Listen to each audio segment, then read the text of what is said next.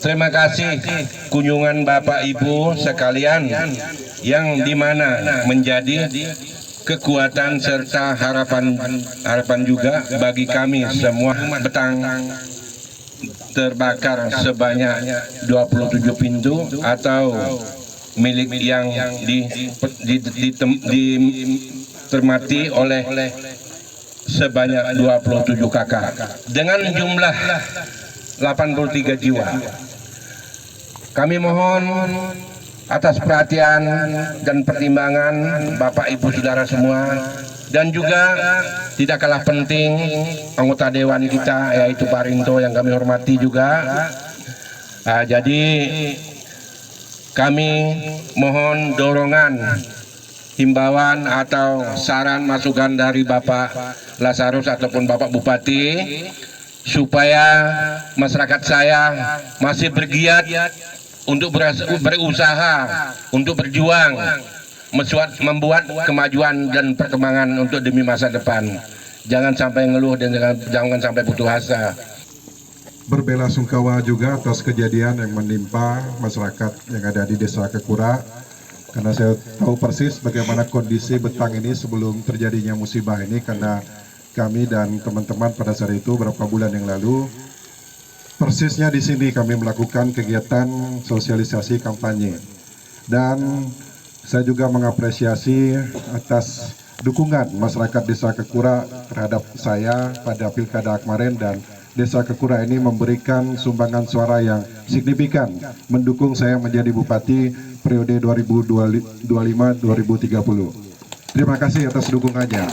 Nah, oleh sebab itu Bapak Ibu saudara sekalian, sudah barang tentu saya juga akan berpartisipasi juga terhadap Bapak Ibu yang mengalami musibah ini. Oleh sebab itu saya bersama teman-teman, dan kebetulan Pak Lazarus pada kesempatan ini ikut bersama kita. Di sela kegiatan, setelah kesibukan beliau menyempatkan diri untuk hadir dan melihat secara langsung musibah yang terjadi. Nah, mungkin nanti beliau akan menyampaikan beberapa hal dan mungkin juga akan memberikan bantuan, karena beliau juga merupakan Ketua Komisi 5 yang mana membidangi masalah perumahan, dan selama ini juga beliau sangat banyak membantu masyarakat Kabupaten Kapuasulu terkait dengan bantuan rumah BSPS, rumah swadaya. Nah, kami dari pemerintah daerah juga tentu akan ambil bagian dalam membantu masyarakat yang terdampak bencana kebakaran ini, dan saya pastikan dan mohon dukungan dari teman-teman anggota dewan supaya pada tahun ini kita menganggarkan anggaran kepada masyarakat yang terdampak untuk ketika ada keinginan untuk membangun kembali rumah Betang ini, kita siap untuk membantu dari penganggaran. Jadi tahun ini kita anggarkan, dan mudah-mudahan tahun depan hibahnya sudah bisa diberikan kepada masyarakat yang ada di Desa Kekura ini. kondisi tempat tinggalnya tidak bisa ditempati, mungkin bisa mengungsi atau menumpang di tempat keluarga yang ada di sekitar sini. Dan saya mohon juga kepada keluarga yang ada di sini juga bisa menampung warga-warga yang terdampak daripada kebakaran ini. Tetap semangat dalam menghadapi musibah ini, dan kami selaku pemerintah juga akan memberikan bantuan baik itu dari logistik, sembako, dan seperti yang saya janjikan juga tahun depan saya akan membantu untuk kembali membangun rumah betang yang terdampak musibah ini. Dan kita bergotong royong. Mungkin bantuan dari pemerintah ada sekian dan sisanya nanti mungkin dari CSR perusahaan, karena saya tahu juga rumah betang ini atas bantuan dari perusahaan dan gotong royong dari masyarakat. Kejadian ini pasti ada sebabnya.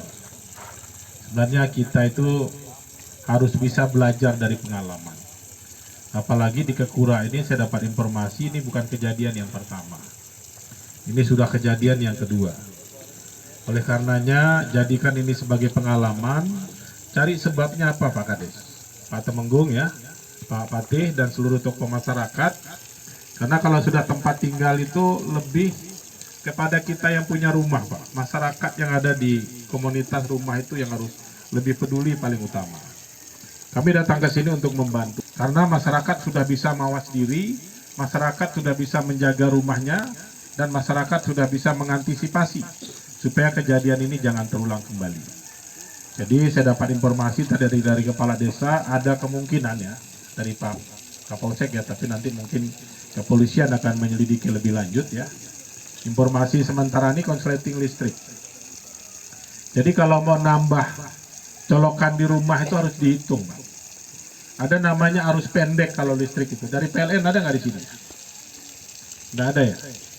Jadi arus pendek itu Pak. Jadi kalau dari colokan ke sesuatu yang kita colokan misalnya gini, ini kabel ukuran hanya untuk 10 watt. Tapi Bapak masukkan beban di ujung sana 100 watt misalnya. Kabel ini panas dan bisa terbakar. Nah masyarakat pasti tidak bisa menghitung itu. Ya Pak Kapolsek ya, Pak Danramil. Ini berbahaya sekali listrik ini kalau digunakan dengan cara-cara yang tidak memahami. Jadi beban namanya, listrik itu ada namanya beban. Jadi kabel ini nih yang kita injak dan kabel-kabel lain itu ada kapasitas bebannya. Seperti manusia lah. Kalau kita nih mampunya hanya mikul 5 kg, dikasih beban 10 kilo, nggak bisa jalan dia Pak. Ya, itulah konslet kalau istilah di listrik itu. Kemudian saya berharap ke depan dipisah antara dapur dengan rumah utama. Ini sudah terjadi, kalau dibangun lagi Pak Kades, dapur dengan rumah utama itu kalau bisa dipisahkan. Karena seringkali kejadian itu di dapur, Pak. Ya, apalagi sekarang orang udah bisa masak pakai magic jar, dan apa-apa juga udah bisa pakai listrik ya. Ini memberi beban tambahan kepada beban listrik yang ada di rumah. Ini pelajaran berharga. Yang kedua, tidak semua orang kadang-kadang tertib di dapur, Pak. Ya, usahakan kompor itu jangan bersentuhan sama kayu, Pak. Dia harus bersentuhan sama beton, keramik. Nah, itu tidak mudah terbakar. Tapi usahakan jauhkan dari kayu. Karena api itu gampang kali menyambar, apalagi kalau masak pakai gas, Pak. Kalau masak pakai gas juga ruangan harus terbuka. Begitu gasnya keluar, dia harus nyembur keluar, tidak boleh kunci di dalam. Kalau dia kunci di dalam, Bapak percik korek saja langsung meledak dia. Dengan kita ada di dalam pun ikut meledak juga. Jadi hal-hal yang seperti ini harus dipelajari. Walaupun sudah tahu, tapi saya mengingatkan. Kemudian kami datang ke sini dengan di samping mengucap prihatin dengan kejadian ini dan tentu berharap ini jangan terulang lagi. Di rumah betang manapun lah, bukan cuma di sini ya Pak Camat ya. Saya rasa penyuluhan diberikan kepada masyarakat di Betang. Bila perlu Pak Camat bikin program, diinventarisir tuh seperti rumah sebelah misalnya, coba dicek listrik di semua rumah itu. Jangan sampai nanti terjadi konslet lagi. Padahal kita udah belajar dari pengalaman di sini konslet. Listrik mengakibatkan satu bangunan habis terbakar. Tapi di tempat lain berantakan lagi listriknya. Itu tinggal nunggu waktu. Tadi Pak Kepala Desa sudah menyampaikan kepada saya bahwa ada 27 kakak yang terdampak. Jadi nanti 27 kakak ini akan saya bangunkan rumah 27 buah, Pak. Ya. Saya akan bangun rumah, tapi rumahnya tipe sangat sederhana namanya, dari BSPS, Bantuan Simulan Perumahan. Nanti pelaksanaannya Pak Kades bisa belajar dengan Nanganyabau. Ya, dulu Nanganyabau itu betangnya terbakar, seluruh kakak di sana pun saya bangunkan satu kepala keluarga, saya bangun satu rumah. Ya, nanti saya akan kontrol Pak Bupati ya. Programnya saya pulang akan saya usulkan dengan Menteri Perumahan. Tadi saya ada WA sama Pak Menteri, bahwa saya akan mengunjungi tempat kebakaran di Badau. Beliau menunggu informasi lebih lanjut. Saya minta Pak Bupati, Pak Kades, ya, berita acara dan seterusnya nanti sampaikan ke saya. Itu proses bernegara. Karena ini uang negara harus kita pertanggungjawabkan, mulai dari proses sampai pelaksanaannya. Kepada masyarakat, secepatnya ini, tahun ini akan kita bangun satu rumah buat satu kakak yang terdampak. Berarti ada 27 rumah nanti akan kita bangun di sini. Belajar dengan Nanganyabau pelaksanaannya Pak ya. Tadi Nanganyabau kemarin, mereka justru dengan duit yang segitu, mereka bisa bikin rumah malah lebih besar Pak. Jadi dia mix antara kemampuan dia dengan bantuan dari kita, digabung jadi satu, akhirnya rumahnya bisa lebih bagus dan lebih besar. Bapak bisa kunjungan ke Nanganyabau sana, bawa perangkat desanya ke sana, Pak Temenggung bisa ikut, Pate bisa ikut, tokoh masyarakat bisa ikut, belajar dengan masyarakat Nanganyabau. Karena itu salah satu yang terbaik ya Pak Dery ya. Nanti Pak Dery yang bimbing, itu ada namanya Pak Dery itu. Nih beliau ini nanti yang nangani di lapangan. Yang bantengnya nampak cuma mata dengan tanduknya aja bajunya. Ya.